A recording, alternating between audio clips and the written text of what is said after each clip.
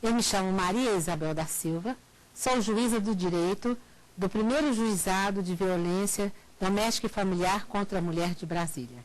Estamos no programa Saber Direito, discutindo o tema a Lei Maria da Penha, a Lei 11.340/2006. O tema de nossa aula agora, medidas protetivas de urgência, definidas a partir do artigo 18 da Lei Maria da Penha. Se você tiver alguma dúvida, se quiser formular alguma pergunta, encaminhe um e-mail para saberdireito@stf.jus.br. Na última aula, tratamos das providências perante a autoridade policial. O que a autoridade policial deve fazer, como ela deve se comportar ao receber uma mulher vítima de violência doméstica que vai até ali registrar uma ocorrência. Apontamos como deve proceder os agentes,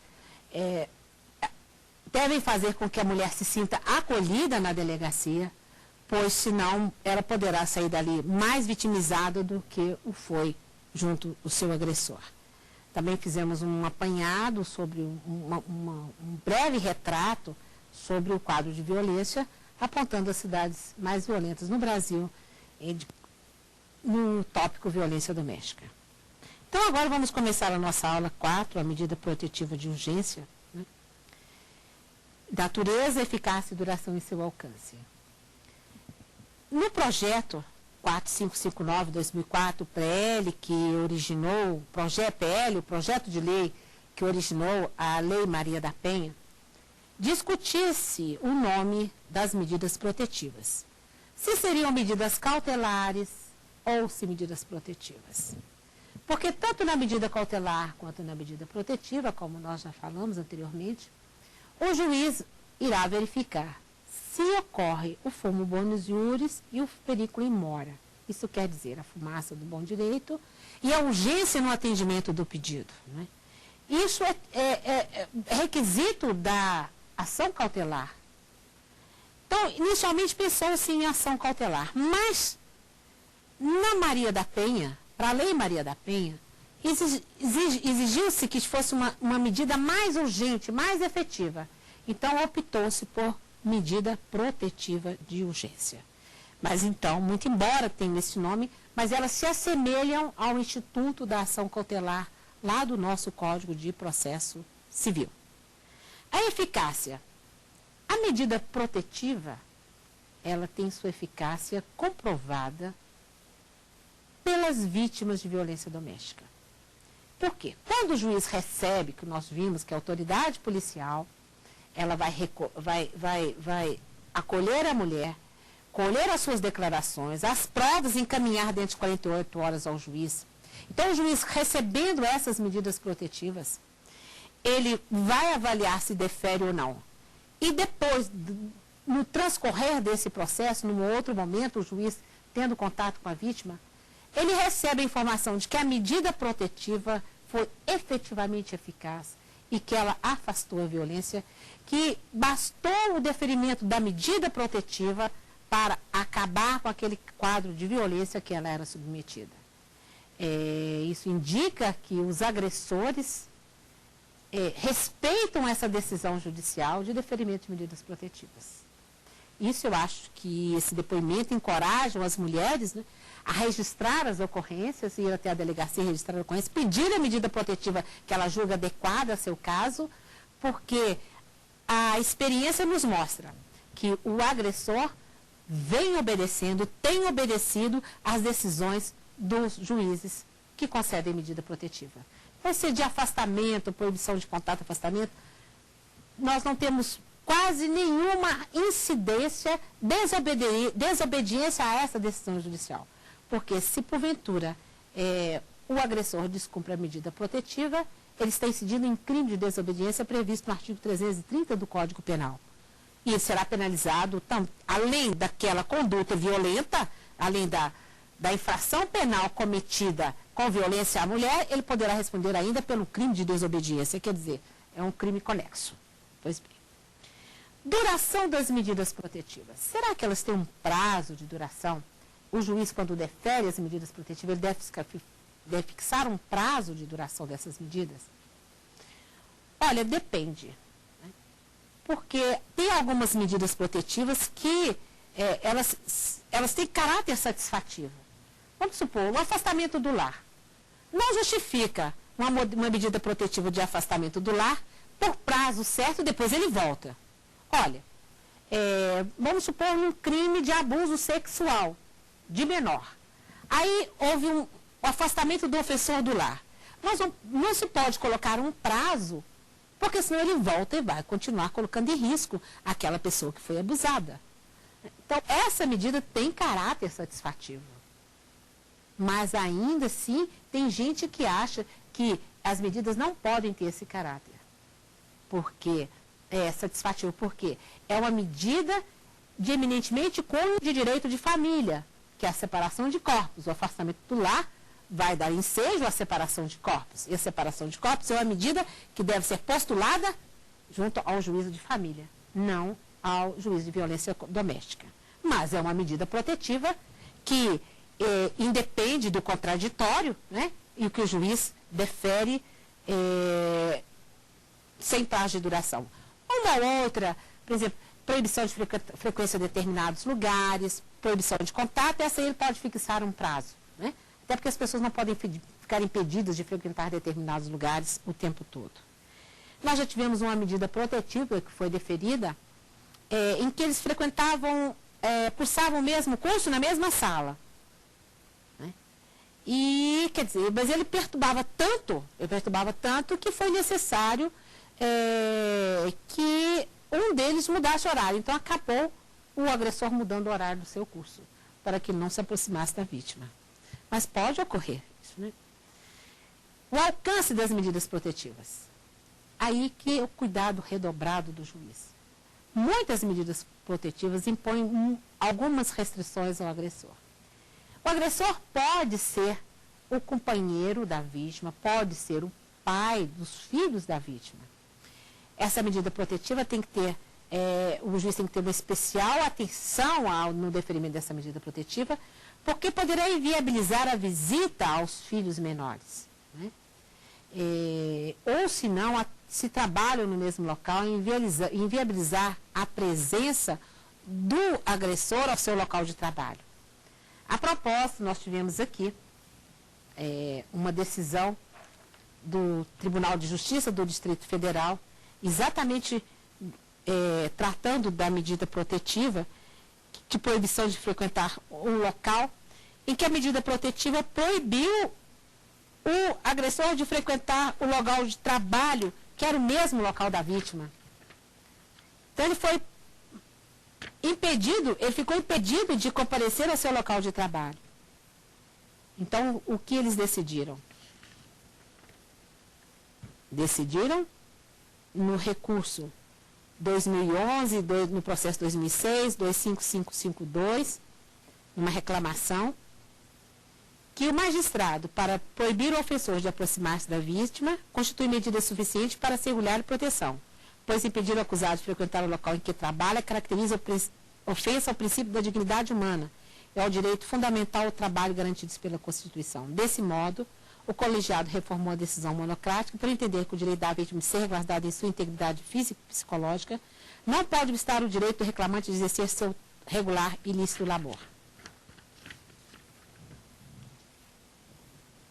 Não obstante essa decisão, a lei assegura à mulher, até em caso em que ela está sendo vítima de violência, a transferência de trabalho, do local de trabalho.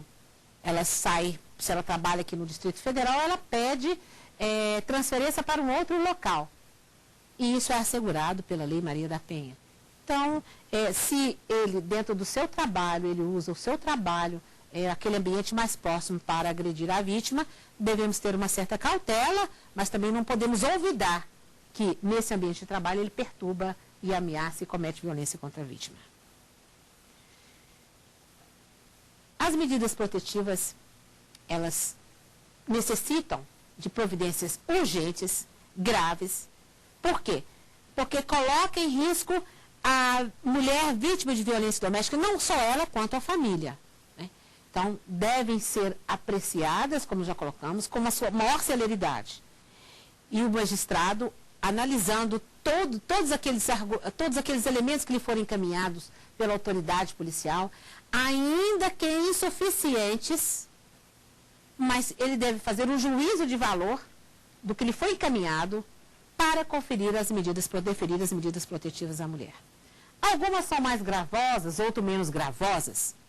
Mas então, se ele não tem elementos suficientes para dar as mais gravosas, que ele defira as menos gravosas. E depois, no decorrer do processo, ele irá analisar se há necessidade do deferimento de outras medidas protetivas, porque quando ele defere um tipo de medida protetiva, ele não está impedido de deferir outras medidas necessárias para auxiliar a mulher, para afastar a violência.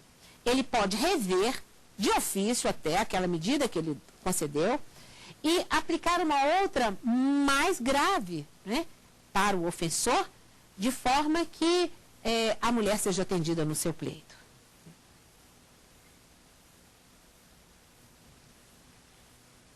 Então, a lei, ela disciplinou medidas protetivas que obrigam o ofensor e medidas protetivas que alcançam a mulher. Lá no artigo 22, nós temos as medidas protetivas que obrigam o ofensor.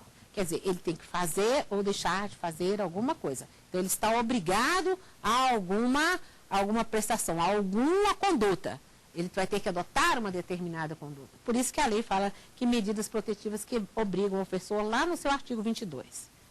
Quando eu falo lei, eu estou falando da lei 11.340/2006. Podem ser cumuladas e substituídas por outras. Inclusive, o juiz pode usar força policial para a efetiva implementação, cumprimento da medida protetiva. Se, porventura, é um afastamento do lar, ele não cumpriu, o oficial de justiça pode requerer ao juiz força policial para que ele possa cumprir efetivamente aquela medida protetiva. E o juiz defere, sim, porque o caso defendido da urgência, da gravidade do caso, a necessidade de que o agressor seja afastado do lar nessas condições. Então, dentro das medidas protetivas que obrigam o ofensor, temos a suspensão da posse ou restrição do porte de arma. É muito comum o agressor ameaçar a mulher com a arma. Vou te matar, põe a arma na cabeça dela, né?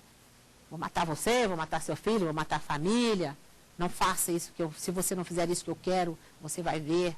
Ainda que não resida com ela sob o mesmo teto.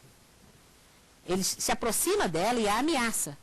Foi aquele caso que nós até falamos, o caso lá de Belo Horizonte. Ele não convivia com a vítima, mas ameaçava, proferiu várias ameaças. E é muito comum essas ameaças, principalmente pelas pessoas que têm porte de arma. Então, há uma suspensão ou restrição do porte de arma. O juiz pode determinar. Pode determinar, inclusive, a busca e apreensão dessa arma. Se houver um pedido, uma requisição da autoridade policial ou do Ministério Público, ele pode determinar a busca e apreensão da arma, porque hoje nós temos uma legislação completa que define como as pessoas podem ter em seu poder a arma, o porte de arma, não é? Então, se estiver de desacordo, em desacordo com a legislação, ele não vai ter mais aquela arma que foi apreendida de volta.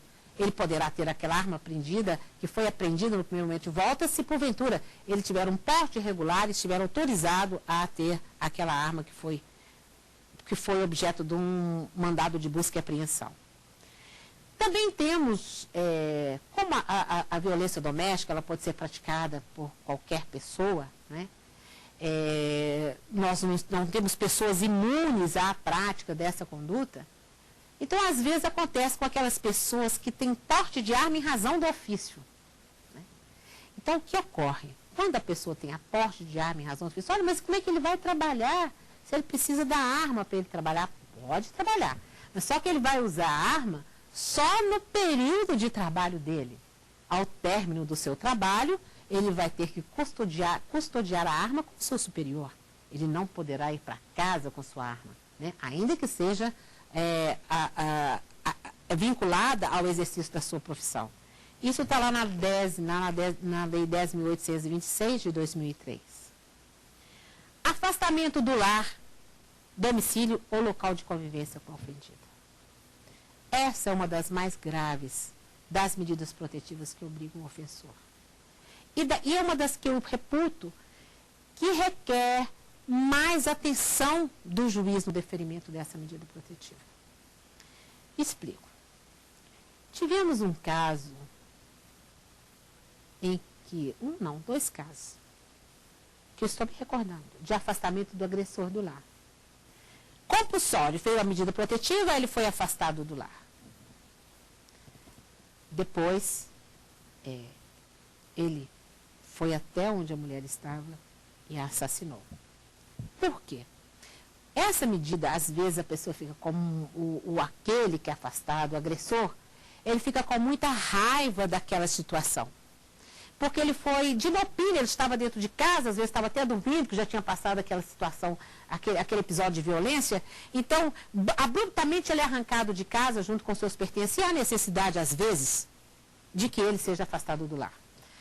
Mas quando não é quando aqueles episódios, por exemplo, de violência doméstica, do artigo 9º, do crime de violência doméstica, do parágrafo 9º, do artigo 129, ou mesmo de uma ameaça que se mostra muito perigosa à vítima. Então, nesses dois casos, infelizmente, que eu me recordo, houve esse afastamento do lar e ele voltou e matou a vítima. O que a experiência me indica? O que a experiência, a prudência recomenda? Recomenda que, quando não é um caso que se repute muito grave, ou que está colocando em risco a integridade física e mental da vítima, marque-se uma audiência de justificação. A lei prevê essa audiência de justificação com o prazo mais rápido possível, com 2, 3 dias, quer dizer, antecipa a sua pauta de audiência, intima a ofendida por telefone, ou até mesmo o ofensor por telefone, ou se não o oficial de justiça cumpriu um mandado de urgência, né? Mas que faça essa audiência com uma certa urgência, porque nessa audiência pode ser tratado com o ofensor e a ofendida as formas que se vai dar esse afastamento. Quer dizer, o agressor não deixará de ser afastado do lar, mas ele passa a compreender a necessidade do afastamento e dá a impressão que está partindo dele a ideia de afastamento. Ele entende que há necessidade de afastar, porque o juiz e o promotor, nessa audiência, vai convencê-lo que o melhor para aquela família, efetivamente, é o afastamento dele do lar, que ele não pode mais permanecer, sob pena de acontecer até um crime mais grave, ele vir a ser responsabilizado por um crime mais grave do que aquele que ele já vai responder. Então, a prudência recomenda que, nesse caso, o deferimento da medida protetiva deve ser antecedido de uma audiência de justificação, que não é contrário à lei.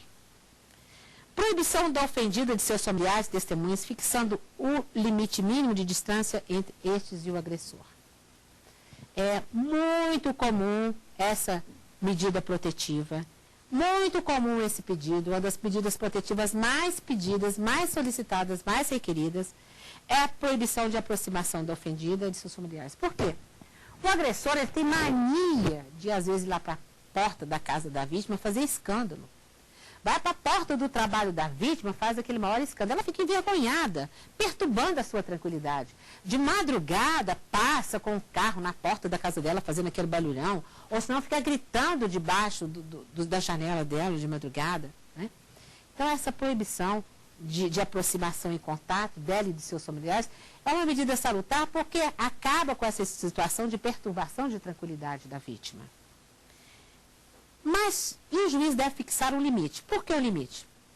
O limite é para impedir que ele também não tenha restringido o seu direito de locomoção, seu direito de ir e vir. Então fixa lá 200 metros, 300 metros.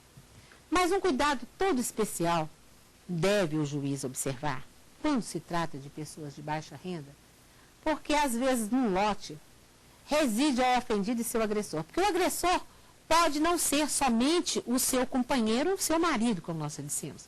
Pode ser o seu irmão, pode ser o seu tio, pode ser a sua irmã, pode ser a sua mãe, pode ser a filha, né? E moram todos dentro daquele lote, com várias moradas dentro de um mesmo lote. E nas famílias de baixa renda, o lote é muito próximo um do outro, né? Então, se eu coloco 200 metros, eu estou impedindo que ele tenha acesso à sua residência. Porque a residência, às vezes, não está distante 200 metros do outro. Então, devemos ter esse cuidado para que ele não seja impedido de frequentar a sua casa, de ter acesso à sua morada. Proibição de contato com as vítimas e seus familiares e testemunha por qualquer meio de comunicação. Porque, às vezes, foi praticado um crime e o agressor fica entrando em contato com a vítima para que ela vá retirar a ocorrência, entra em contato com a testemunha para que ela possa convencer a vítima, para que ela possa retratar-se da representação, ou que ela dê um depoimento diferenciado, ou que ela utilize algum instrumento que foi utilizado, que leve para ele algum material que foi utilizado para o cometimento do crime. E por qualquer meio de comunicação. Porque, às vezes, o agressor, ele telefona a noite inteira para a casa da vítima. Ele telefona de 5 em 5 minutos para a casa da vítima, não deixa a vítima dormir, né? Então, telefona para o local de trabalho da vítima, telefona para a família da vítima. Então, ele não, é o famoso não dá sossego à vítima, ele não dá sossego. Precisa dessa medida de proibição, de aproximação e contato por qualquer meio de comunicação. Com isso, ela vai ter a sua integridade psicológica garantida. E, na prática, como eu já fiz a observação, vem sendo observado essas medidas deferidas pelos juízes. Os agressores não têm rescindido na prática dessas condutas. Também nessa proibição de aproximação da ofendida e seus familiares, nós devemos ter muito cuidado. Porque poderá acontecer, somente nessa suspensão de aproximação, o agressor entender que ele está impedido de visitar os seus filhos. Não está. É a proibição de aproximação da vítima. A visita aos filhos não pode ser prejudicada porque foi deferida uma medida protetiva para uma pessoa. O ofensor, ele tem direito de ter os filhos em sua companhia, pois o direito, afinal, não é do agressor, não é do pai, o direito é do filho. O filho é que tem direito a ter contato com o pai. E não a vítima estipular que ele não pode ter contato. Não, porque foi deferida uma medida protetiva, o pai não pode se aproximar do filho. Não. O direito à família paterna, o direito à família materna é da criança. Então, nós não podemos perder isso de vista, né, no deferimento da medida protetiva, porque realmente não alcançam as visitas. É muito comum, quando há esse deferimento de medidas protetivas e que a relação ainda é muito tumultuada entre os ex-cônjuges ou entre os ex-conviventes, de a mulher impedir que o marido tenha acesso aos filhos, né? Então, há necessidade de a gente deixar consignado num despacho ou no mandado que ela tem que observar aquelas medidas, aquele ajuste quanto à visitação dos filhos que foi firmado perante a vara civil. Proibição de frequentação de determinados lugares a fim de preservar a integridade física e psicológica da vítima. Como eu coloquei naquele acórdão, exatamente trabalhavam no mesmo local e o ofensor foi proibido de se aproximar da vítima até no local de trabalho. Olha, se trabalha no mesmo local, ele está impossibilitado de exercer sua profissão. Teve um outro caso em que ele foi proibido de se aproximar da vítima, mas ele frequentava a mesma igreja, né? E uma igreja pequena. Devemos ter essa cautela, observar a qual o limite que é fixado, né? Para não inviabilizar o exercício desse direito de ir e vir do agressor. Quer dizer, ele não pode se aproximar dela, mas ele pode frequentar determinados lugares, né? Restrição ou suspensão de visitas aos dependentes menores, ouvida equipe de atendimento multidisciplinar ou serviço similar. Às vezes há necessidade de suspensão do direito de visita. Às vezes é tão grave as condutas que vêm sendo praticadas pelo ofensor que o juiz resolve suspender as visitas aos dependentes. Principalmente quando ocorre um crime sexual. Um crime sexual automaticamente tem que suspender, principalmente um crime sexual contra uma criança daquele núcleo familiar. Então, obviamente tem que estar suspensos, é consequência natural a suspensão do direito de visita do pai aos menores, né? Isso aí vai ser restabelecido depois, ouvindo a nossa equipe multidisciplinar, que vai fazer um trabalho de oitiva da vítima, oitiva dos menores, oitiva do ofensor, para analisar a viabilidade de retomada daquelas visitas posteriormente, né? Mas não sem antes, foi suspenso a volta, o retorno dessas visitas deve ser precedido desse acompanhamento pela nossa equipe multidisciplinar, que existe e que a lei prevê para atuação junto aos juizados de violência doméstica e familiar. O ideal seria que todo juizado tivesse essa equipe multidisciplinar de apoio atuando para auxiliar os juízes e promotores.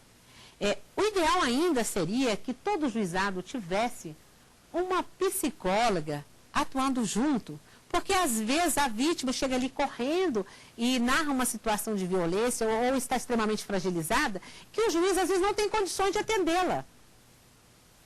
E às vezes o serviço da equipe multidisciplinar é num outro prédio, é num outro bloco, muito distante onde está a vara. Então, se tivesse um psicólogo vinculado à vara, então nós teríamos oportunidade de encaminhar a vítima para aquele atendimento, aquele primeiro encontro, e dali ela daria uma indicação para ela, o que ela deve fazer, para onde ela deve se encaminhar, ou mesmo encaminhá-la para a rede pública para acompanhamento psicológico, psicossocial, né? Prestação de alimentos provisionais ou provisórios. Principalmente quando o agressor é afastado do lar, a mulher fica sem o seu provedor. Mais das vezes é o agressor quem mantém o lar e mantém os filhos. Principalmente nas famílias de baixa renda, que tem uma prole mais numerosa, né? Então a mulher, às vezes, ela não consegue se desvencilhar dos afazeres domésticos, dos cuidados da casa, para exercer uma profissão que lhe renda o suficiente, que garanta a sua independência. Então, ela depende exclusivamente do agressor. Ou, quando ela exerce alguma profissão, o que ela ganha é insuficiente para a manutenção da família. Ele foi afastado do lar, há necessidade, então, do deferimento desses alimentos provisionais ou provisórios. Discute-se, o juiz da vara de violência doméstica, ele tem competência para a fixação desses alimentos. Já falei em aula atrás, que ele tem competência sim. Ele vai deferir, e se ele for um empregado, se ele for um profissional empregado, ele vai encaminhar o ofício para o empregador, para que ele desconte do salário do empregado aquele valor relativo aos alimentos e credite em favor da ofendida, que pode ser a filha, que pode ser a mulher, pode ser a companheira. Mas para isso há necessidade que a vítima preste algumas informações para subsidiar a decisão judicial, para que o juiz tenha elementos para decidir.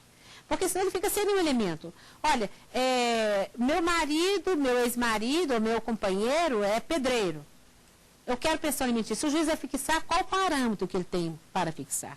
A necessidade dos filhos menores e da mulher, tudo bem, está patenteada, mas a possibilidade daquele que vai prestar alimentos, porque os alimentos pressupõem um binômio, necessidade de quem pede e possibilidade de quem presta, né?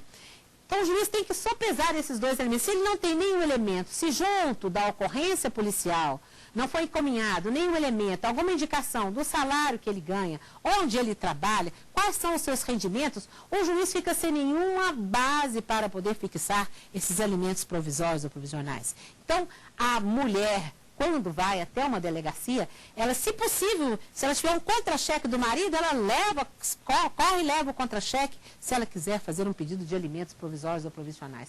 Porque aí o juiz vai ter elementos suficientes para deferir esses alimentos. E esses alimentos têm prazo de duração?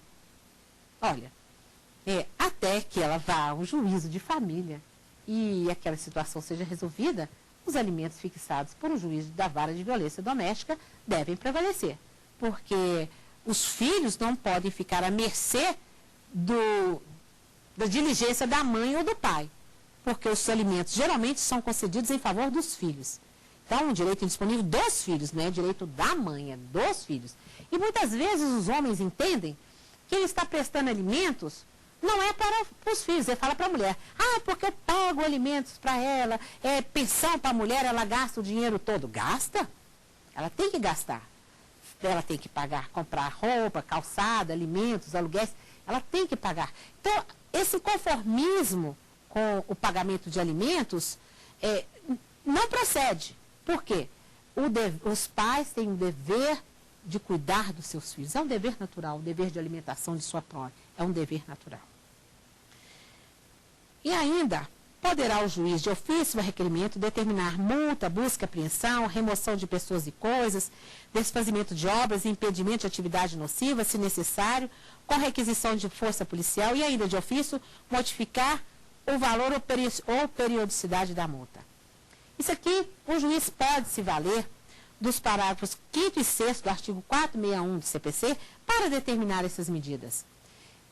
Já tivemos um caso em que a mãe do ofensor, ela praticou a ofensa junto com o ofensor, mas em função dela, que foi aquela situação de violência, e que a vítima pediu, olha, que ela retorne para a sua casa, porque ela tinha moradia. Então foi retirada a sogra do lar, né? A mãe do companheiro do lar, porque ela estava causando. Então foi essa remoção, né? Outra hora, o marido, ele pega o filho, fica com o filho e não devolve, né? Então ela pensa, olha, traga o meu filho de volta, porque ele tirou o filho daqui, ele não tem autorização para tanto. Então também pode ser deferida a medida protetiva de retorno do filho ao lar, né? Mas temos as medidas protetivas garantidas à mulher. Também o rol não é exaustivo. Muito embora lá no artigo 23 esteja lá clausulado essas medidas, mas também o juiz pode entender, e mesmo o promotor, que outras medidas são necessárias para garantir à mulher a sua proteção. Então, encaminhamento do ofendido e seus dependentes a programas oficial, comunitário de proteção ou de atendimento. Como eu já disse anteriormente, é a figura do CRAS, que é o Centro de Referência de Atendimento Social.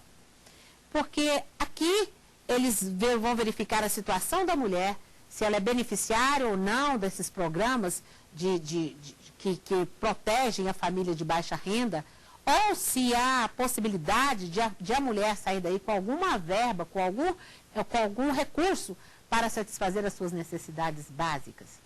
Eu tive um caso em que a mulher foi encaminhada ao CRAS e de lá ela saiu com um valor em espécie que lhe garantiu o sustento por alguns dias e pagamento de aluguéis. E lá também, às vezes, ela não foi orientada para se inscrever-se nesses programas sociais. O CRAS providencia isso, né? Nos auxílio Bolsa Escola, Bolsa Família, aqui no Distrito Federal parece que tem um programa leite, pão, cesta básica, uns programas dessa natureza. Então, ali no CRAS, eles providenciam o cadastramento da mulher nesses programas. Recondução da ofendida e seus dependentes ao respectivo domicílio após afastamento do agressor. Então, enquanto o agressor não é afastado do lar, a vítima, às vezes, escolhe de ir para um local mais seguro. Ou foi para casa-abrigo, ou para casa de parente, ou para um local mais seguro, abrigou-se na casa de amigos. Ela pede o afastamento dele do lar. Depois de ele afastado, então ela pede a sua recondução ao lar, junto com seus dependentes, junto com seus filhos, né?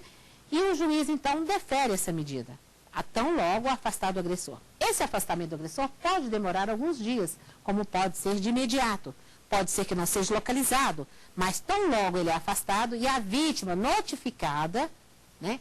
De todas as medidas tomadas no processo, mesmo do afastamento do lar, ela pediu a medida protetiva de afastamento, ela é cientificada de que que foram deferidas as medidas protetivas e que ele foi intimado daquele procedimento, então que ele já tem conhecimento que as medidas protetivas foram deferidas, aí ela pede o seu retorno, o seu regresso ao lar.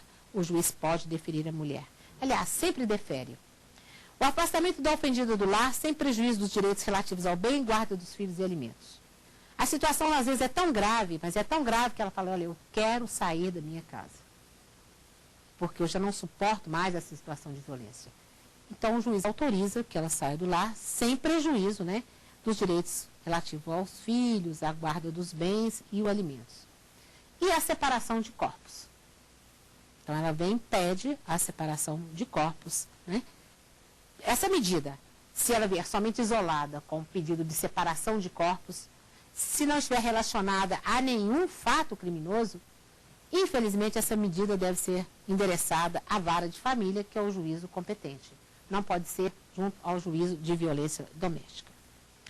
O juiz também, ele pode adotar algumas cautelas, né, com poder, dentro do seu poder geral de cautela, que também existe lá na Lei Maria da Penha, porque ele tem amplos poderes para conferir outras medidas protetivas para beneficiar a vítima e até para a proteção dos bens da sociedade conjugal, em particular da mulher.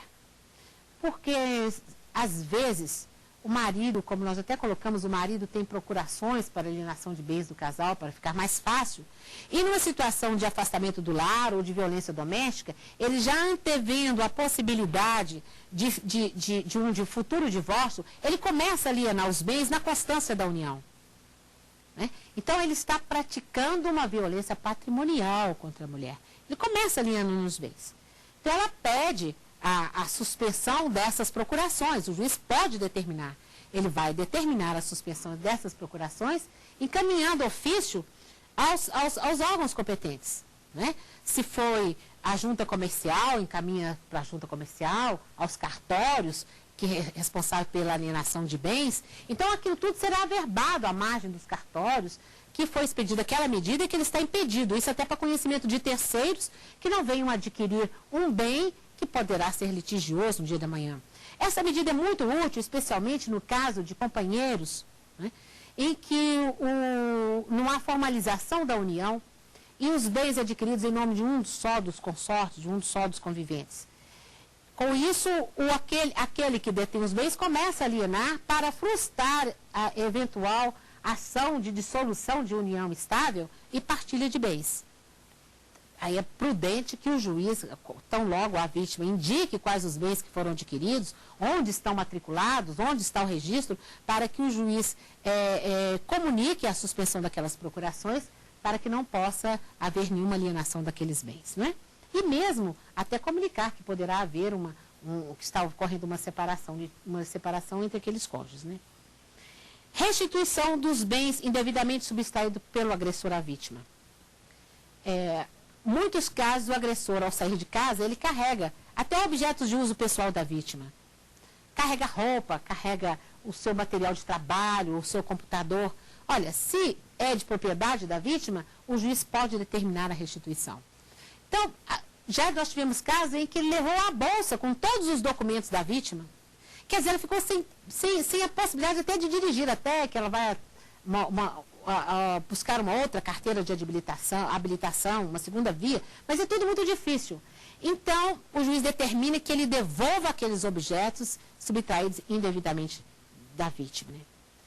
Prestação de caução provisória, mediante depósito por perdas e danos materiais decorrentes da prática de violência doméstica familiar contra a mulher. Às vezes ele causou tantos danos e o juiz pode determinar, analisando aquele contexto, todos os elementos contidos, que ele preste uma caução para indenizar a mulher os possíveis danos que lhe foram causados naquele episódio de violência. Porque o que acontece às vezes um episódio de violência sai quebrando tudo, quebra tudo na casa, amassa o carro, quebra computador, quebra os móveis, e a vítima depois tem que repor tudo no seu devido lugar, tem que comprar todos esses objetos. Então, é prudente essa fixação quando o juiz tem elementos que comportem, que o patrimônio do ofensor comporte essa medida. Quem pode requerer medidas protetivas? Né? Nós já falamos que o sujeito protegido pela Lei Maria da Penha é a mulher, vítima de violência doméstica e familiar contra a mulher. Só a mulher. É ela a quem é destinada toda a proteção da Lei Maria da Penha. Ela pode, inclusive, ser a empregada que trabalha no lar, nós já falamos isso aqui. Mas quem pode requerer medida protetiva? A mulher. Primeiramente, a mulher. Vamos supor que a mulher esteja doente. Uma mãe está doente e o filho vem praticando agressões contra ela. Ela está uma pessoa incapaz, né? Uma pessoa portadora de uma certa demência ou uma certa deficiência. Quem pode pedir? A filha pode ir lá pedir medida para a mãe. Pode pedir essa medida protetiva. Tivemos um caso em que um filho agrediu a mãe, e cortou até um pedaço da sua orelha, ficou preso um bom tempo. Mas aí a irmã pediu o afastamento desse irmão do lar. Obviamente, ele representava um risco à mãe. É um usuário de drogas e, obviamente, foi deferida essa medida protetiva. Então, a irmã pediu uma medida protetiva em favor da mãe, que não podia, que ainda não era interditada, não tinha nenhuma sentença de interdição, mas ela carente de uma medida judicial para afastar aquela situação de violência em que ela estava vivendo. Ou senão, quando o filho está pressionando muito a mãe para que ela lhe dê dinheiro, para que ele precise de dinheiro para comprar drogas, ou venda dos objetos, alienação dos objetos do lar, muitas vezes as irmãs é que pedem essa medida protetiva. Porque a mãe, muitas vezes, ela não tem coragem de entrar registrar uma ocorrência em desfavor do seu filho. Porque ela não quer ver o filho criminalizado, né? Não quer ver o filho respondendo por uma infração penal. Então, geralmente, as irmãs é que tomam essa atitude em defesa da mãe vítima de violência doméstica, né? Também, o Ministério Público tem legitimidade, como nós já falamos, para requerer medidas protetivas, mesmo que elas não foram requeridas pela vítima. Desde que se repute que elas sejam urgentes e necessárias. Relata um episódio de violência doméstica, contudo, não deixa de pedir medidas protetivas. Quando o Ministério Público recebe aquele processo, já o inquérito policial, ele vê que há necessidade de deferimento de uma medida protetiva qualquer, ainda que não requerida pela vítima, então ele oficia no bojo do processo criminal, para que o juiz aprecie a medida protetiva. Porque as medidas protetivas não precisam ser apreciadas somente naquele procedimento de medidas protetivas assim autuado em juízo. Pode ser apreciado mesmo no bojo do processo criminal, porque o juiz tem competência civil e criminal, né? Prazo de validade, como nós falamos, a lei nada estabelece a respeito, né? Mas se o inquérito policial foi arquivado, ou porque a vítima se retratou da representação, ou porque o promotor não viu naquele fato uma ofensa que poderia desencadear uma ação penal, não viu a gravidade daqueles fatos que poderia constituir crime, aquele fato constituir um crime, então o processo criminal ele vai oficiar pelo arquivamento do inquérito. Se houver o arquivamento do inquérito, obviamente, a medida protetiva perdeu a validade. Porque, como nós já falamos, a medida protetiva está atrelada a uma infração penal. Que a infração penal vai ser tratada dentro do inquérito policial. E os efeitos? E se a ação penal durar durante muito tempo? Pode acontecer. Então, os efeitos da medida protetiva devem perdurar enquanto for necessário. E pelo tempo necessário para que a vítima se sente resguardada da sua integridade física e psicológica. Ou se não, até que decida no juízo competente. Lá no juízo de família, por exemplo, uma medida protetiva que deferiu guarda de filhos, né, disciplinou guarda, visitação de filhos, alimentos, né, ela poderá ser... Se a mulher ela vai ter que convalidar esse pedido lá no juízo de família, digo convalidar porque ela vai ter que aforar, vai ter que entrar com uma ação no juízo de família para que tenha uma sentença definitiva sobre ele, tanto sobre alimento quanto guarda. Então, quando sobrevém a decisão do juiz de família, automaticamente já está cancelada aquela decisão que foi proferida pelo juiz de violência doméstica, porque a decisão dele, nesse caso, é provisória. Nunca será definitiva. Lamento muito que nunca não poderia ser definitiva, mas, infelizmente, ela não é definitiva.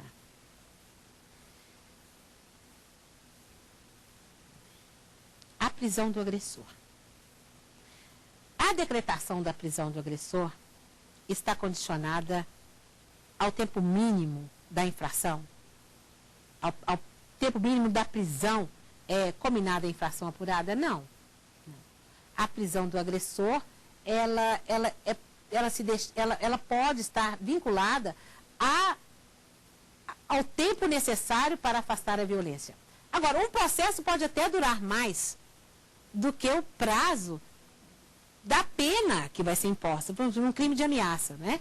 A pena é menor, a pena é pequena. Pode ser condenado a uma pena de 30 dias, né? Ele pode ficar preso até mais do que isso. Mas isso não implica que não implica que ele está sendo ofendido porque o processo não terminou e ainda se fazem necessárias aquelas medidas protetivas, aquela prisão. Porque ele continua a representar um risco para a vítima. Às vezes lá da cadeia ele fica mandando recado para a vítima, que olha, quando eu sair daqui você vai ver. Então, sabe como ele continua ameaçando a vítima, né? E também a prisão do agressor pode ser determinada para cumprimento das medidas protetivas. Se ele reiteradamente vem desobedecendo a medida protetiva, então, para assegurar o cumprimento da medida protetiva, pode ser determinada a prisão do agressor, porque ele está violando uma decisão judicial, ele está desobedecendo a decisão judicial. Então, pode ser, sim, determinada a prisão do ofensor. A Lei 12.403, de 2011, ela ressalvou a prisão no caso de violência doméstica, dispondo que, lá no seu artigo 313, o seguinte: Código de Processo Penal. Somente admite a prisão preventiva hoje, com a nova redação dada pela lei, nos crimes dolosos, punidos com pena privativa de liberdade máxima superior a 4 anos. Se o ofensor tiver sido condenado por outro crime doloso em sentença transitada de julgado, ressalvado o disposto no inciso 1 do artigo 64 do Código Penal, que trata da hipótese em que a residência deve ser desconsiderada. Se o crime envolver violência doméstica e familiar contra a mulher, criança, adolescente, idoso, enfermo, pessoa com deficiência, para garantir a execução das medidas protetivas de urgência, ou se houver dúvida quanto à identidade da pessoa e não forem fornecidos elementos suficientes para seu esclarecimento. Portanto, no tocante à violência doméstica, muito embora já tenha o artigo 42 da Lei 11.340 garantido a prisão do ofensor, esse texto foi ampliado pela Lei 12.403, né? E a prisão se justifica para a garantia do cumprimento das medidas protetivas. Correto? Algum de vocês teve alguma dúvida acerca do que foi dito? Eu queria saber se é comum o afastamento do companheiro do lar, do agressor. É uma das medidas protetivas menos requerida, menos solicitada, né? A mais solicitada são as proibição de contato, proibição de aproximação, né? Mas o afastamento do ofensor nem sempre. Até porque durante a relação afetiva, as mulheres, às vezes, elas não querem separar do seu agressor. Elas querem acabar com a violência, mas não a separação do seu agressor. Elas querem continuar vivendo com ele, elas querem continuar com a relação afetiva, elas querem continuar criando seus filhos junto com aquele agressor. Mas ela quer que acabe a violência. Mais alguma pergunta? Certo, eu quero perguntar também. Há necessidade de audiência de justificação para o deferimento da medida protetiva? Não há necessidade da audiência de justificação. Naqueles casos em que o juiz ou o promotor reputar necessário, somente nesses casos, né, é que será designada audiência de justificação. No mais, com aquele documento, com aquele expediente que foi encaminhado da delegacia para o juiz, ele deve analisar e definir a medida protetiva adequada ao caso, dentre aquelas requeridas pela vítima. Ou defere todas, ou aquele repute mais adequada, mais urgente. Muito obrigada. Então, terminamos esta quarta aula. Falamos sobre as medidas protetivas garantidas à mulher, que obrigam o ofensor, a sua eficácia, quem pode pedir, como são deferidas, em que momento elas são deferidas, o prazo de sua validade. E quem tiver alguma dúvida pode encaminhar o e-mail para saberdireito@sp.gov.br. stf.jus.br. E se quiser rever a aula, pode acessar o site www.youtube.com/saberdireito-aula. Muito obrigada e os convido para assistirem à 5ª aula que será ministrada oportunamente. Muito obrigada.